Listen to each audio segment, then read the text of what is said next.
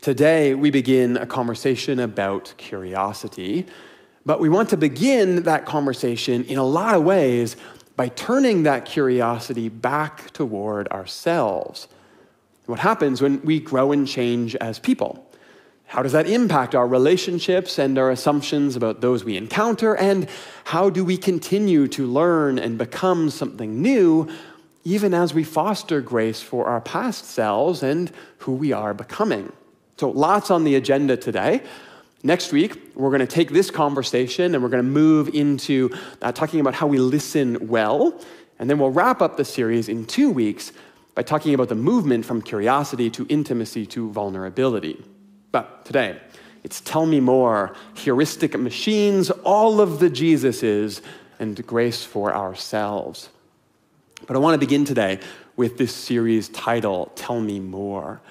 And actually, that's a phrase that I have been working intentionally to weave into my vocabulary with more regularity. I have a very close friend who will say this to me a lot. I will offer something in conversation, and he will say back, tell me more about that. Now, sometimes, to be honest, it's a little annoying. Sometimes I just want to make a comment without the need to reveal anything deep and pressing about myself. So if you're going to use this, pick your spots. Not everything is a tell me more moment. But I do really like the exercise. And I like the practice of reminding myself to be curious about what someone is offering me.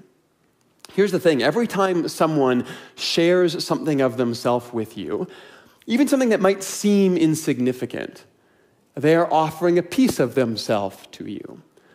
And whether they even realize it consciously or not, they are, at some level, testing to see if you are a safe recipient for more of themselves. And there's a lot of ways that you signal that safety.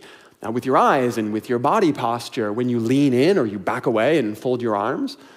But tell me more has become a bit of a mantra for me to remind me to be curious, a recipient for what someone is offering to me. Now, I don't always say it out loud, because it can be annoying when it feels like you're trying to drag something out of someone, but often I will just say it in my head to myself as a cue to get those active listening skills going. Here's what I found really interesting, though. It has become a far less professional skill than I first imagined. I mean, maybe you hear me say this and you're like, yeah, okay, that makes sense for a pastor to say. That's kind of the job. That's kind of true. But actually, the place that this mantra has had the most impact, or at least the place where I have become the most committed to using it, is with my partner, and particularly with my son, who is now 9 years old.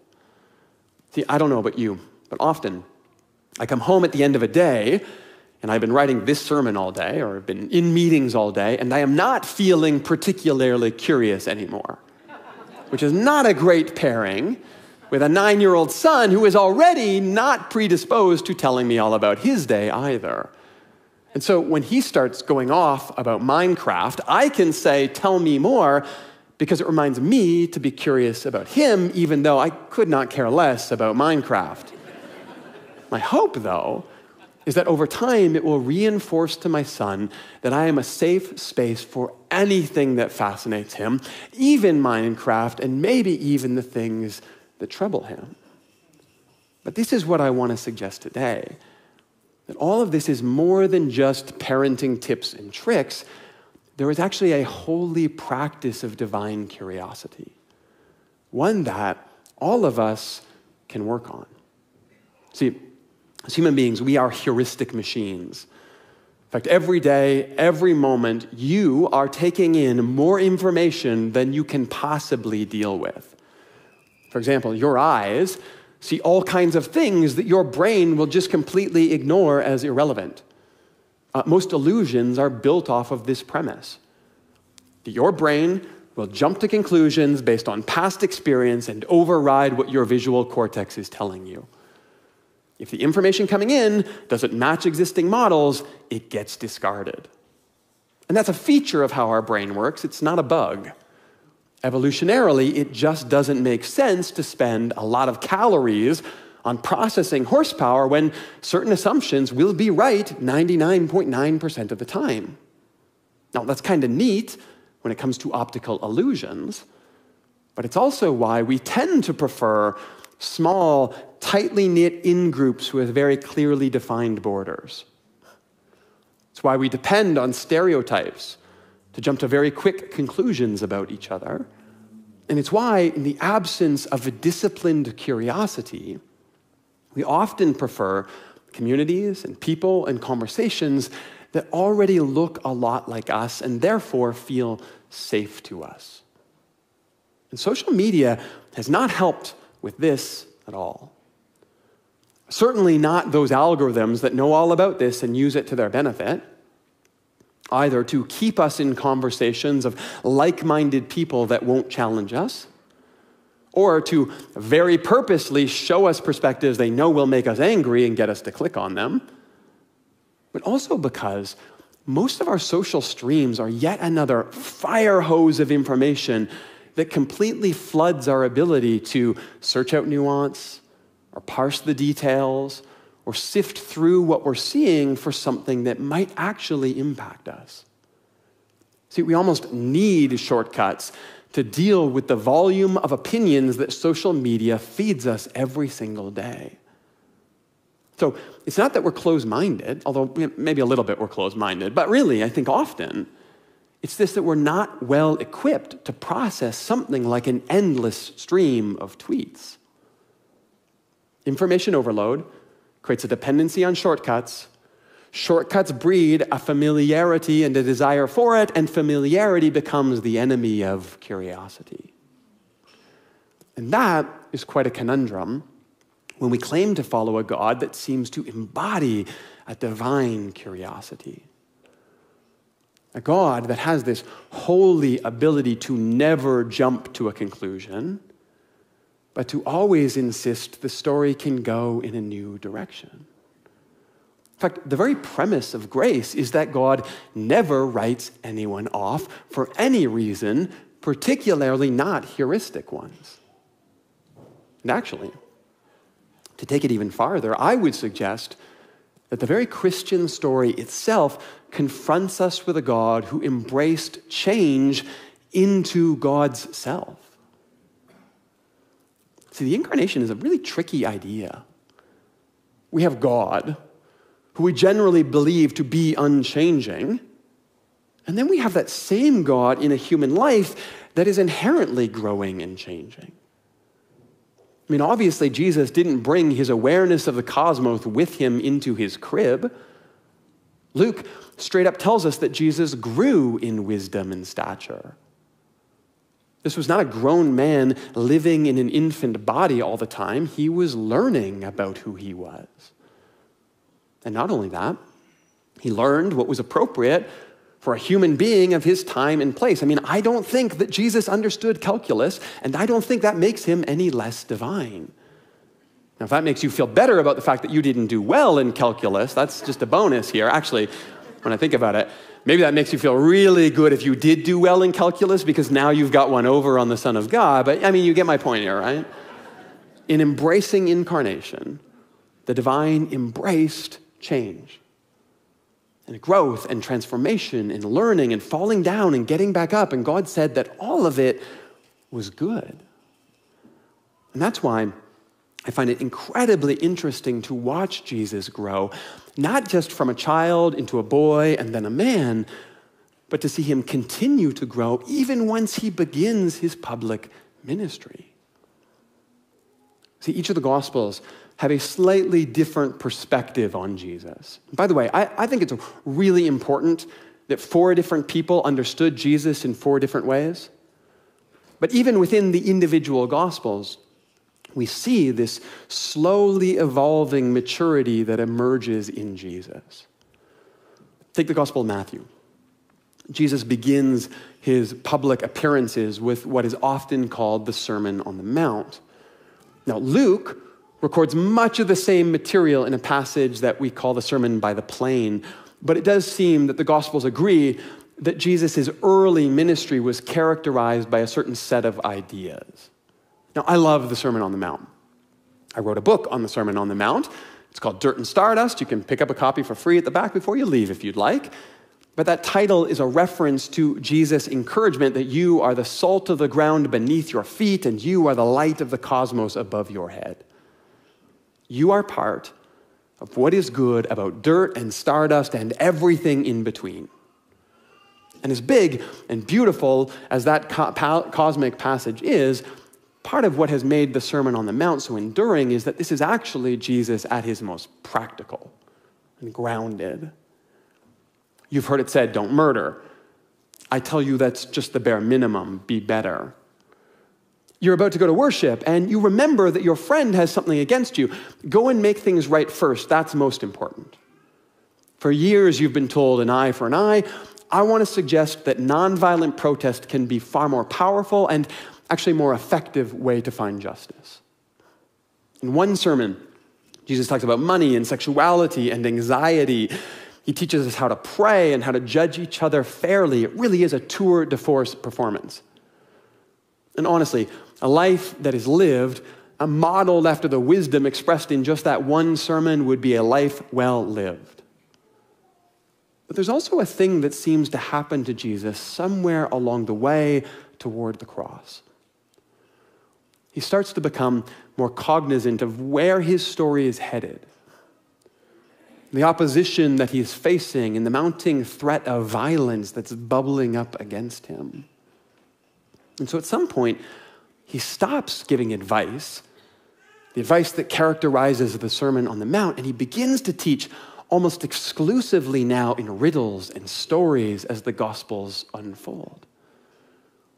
In Matthew, there's really two major addresses from Jesus. There's the Sermon on the Mount that begins in Matthew 5, and then there's the Sermon by the Sea in Matthew 13. And here, there's no advice to be found. There's no practical wisdom. It is all parable and riddle to be wrestled with.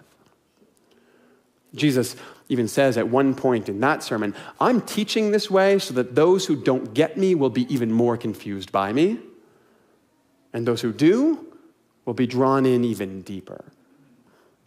And so this time, he tells stories about seeds that fall to the ground and die, and tales about weeds that have been sown into the fields and mixed with the seed.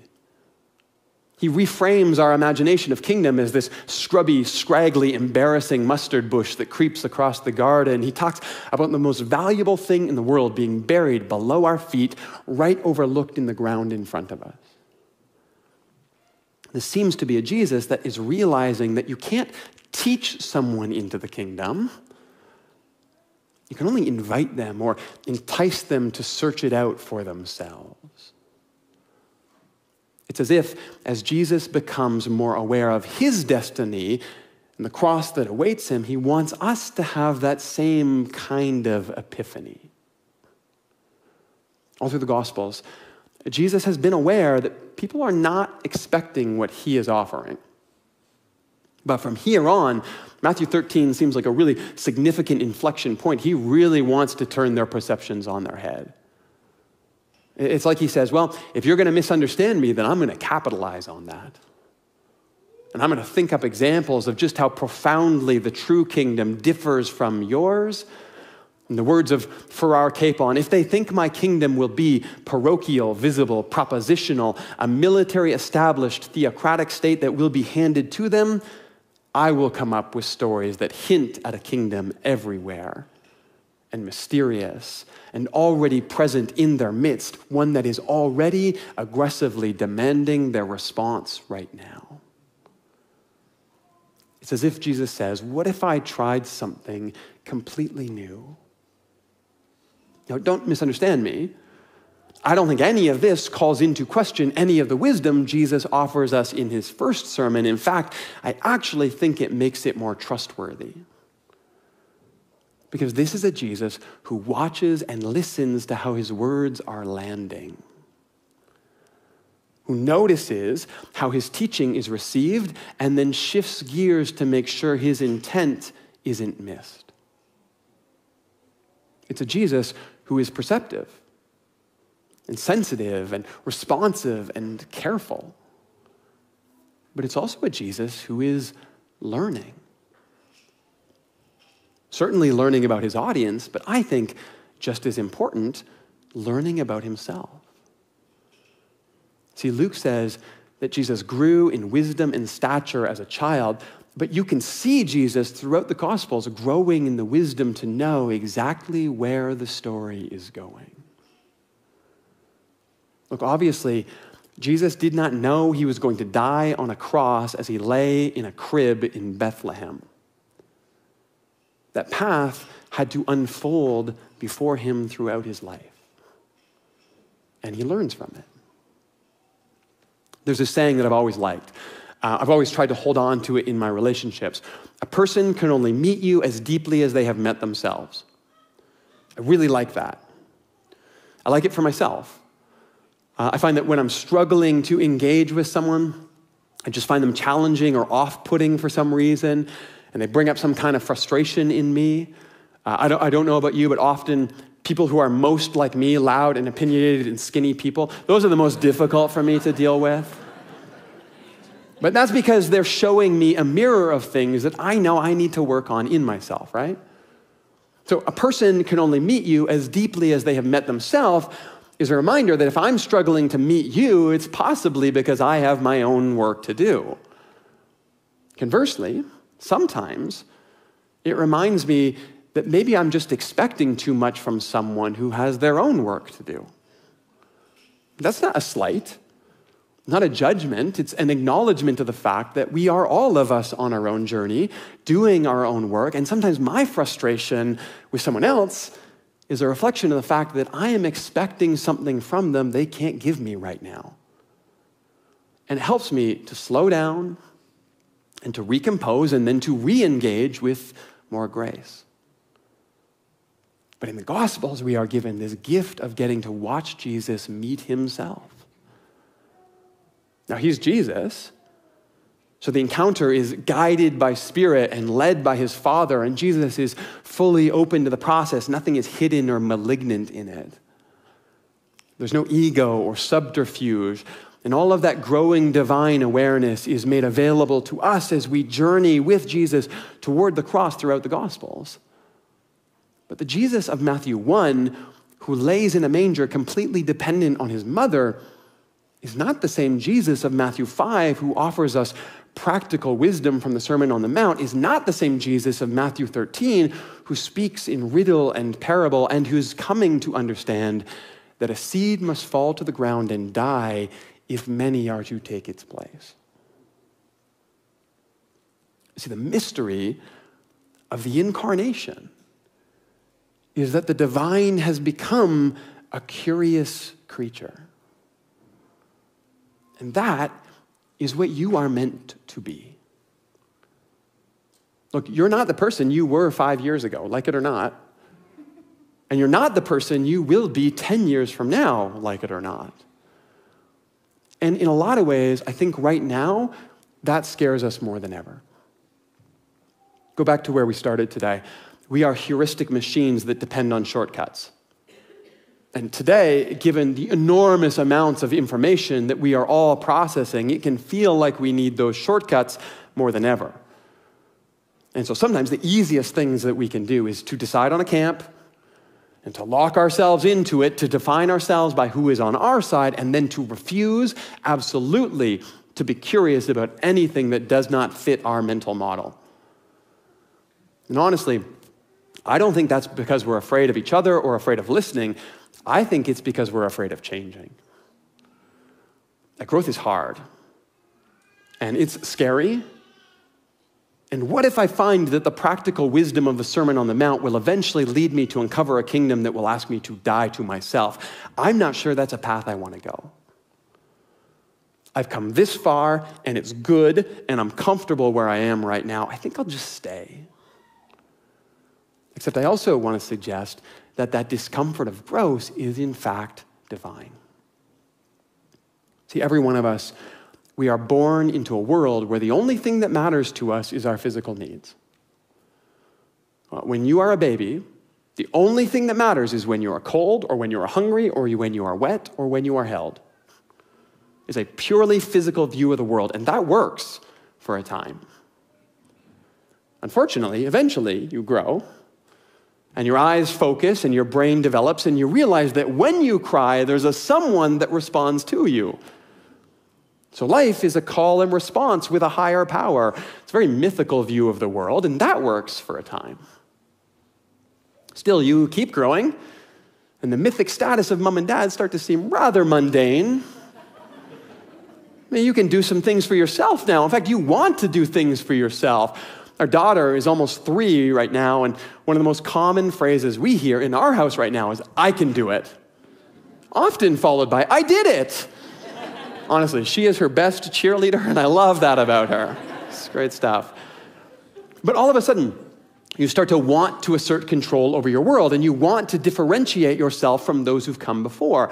And whether we're talking about a teenager here or someone having their midlife crisis, this is a power and control view of the world, and that works for a time.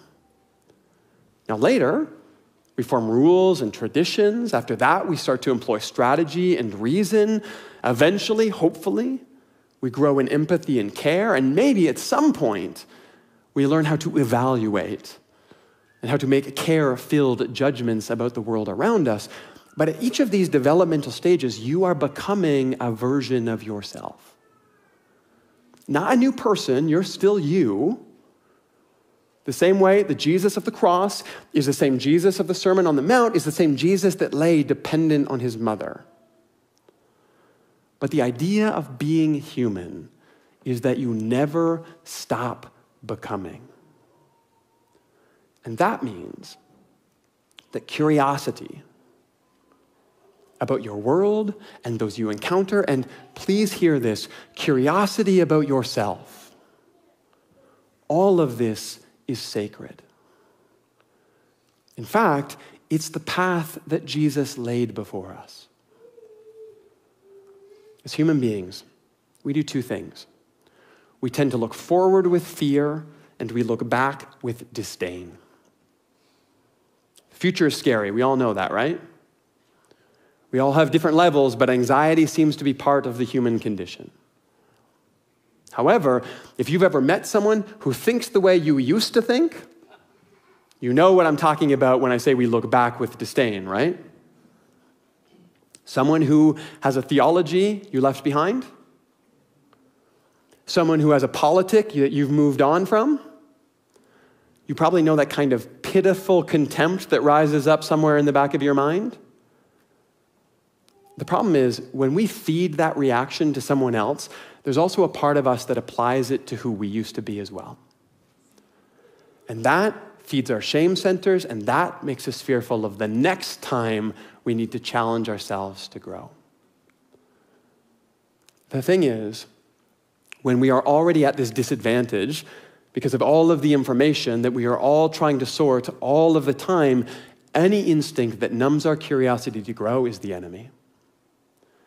And I think that sometimes we forget how we treat others, who they are, who they used to be, who they could become, slowly becomes how we treat ourselves.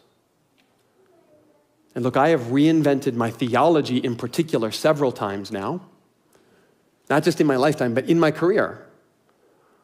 And it would be very easy for me to look back at who I was, some of the things that I taught with scornful disdain. All those times that I opted for bounded safety rather than the boundless grace of God. But the thing is, all of those moments, all those sermons and those conversations, all of those markers where my eyes were opened up to something new, all of them are part of who I am now today. And I can choose to be embarrassed by them. And then I can dig my heels into where I am now and refuse to go any farther than that. Or I can be embraced by the goodness of a God that has followed me all through my life, even down the ill-chosen paths, bringing me to this day, and I can use that as fuel for the curiosity that will lead me into who I will become tomorrow. You see, Tell Me More is about the conversations that we need to have with each other, but first, it has to be about this cultivation of the curiosity that will get us there and then beyond. And that starts with ourselves, who we've been, and who we're becoming. For those of us that want to do our best to follow the path of Jesus, this is about more than just tips and tricks. This is about uncovering the pathway of grace. So here's my hope for you this new year. May you begin this January sparked by divine curiosity, with gratitude for all the people you have been in the past, and excitement to see just where the Spirit will lead you tomorrow. Because if we can cultivate a curiosity for ourselves, my belief is that will inevitably translate into a curiosity for each other. And that is the path of grace.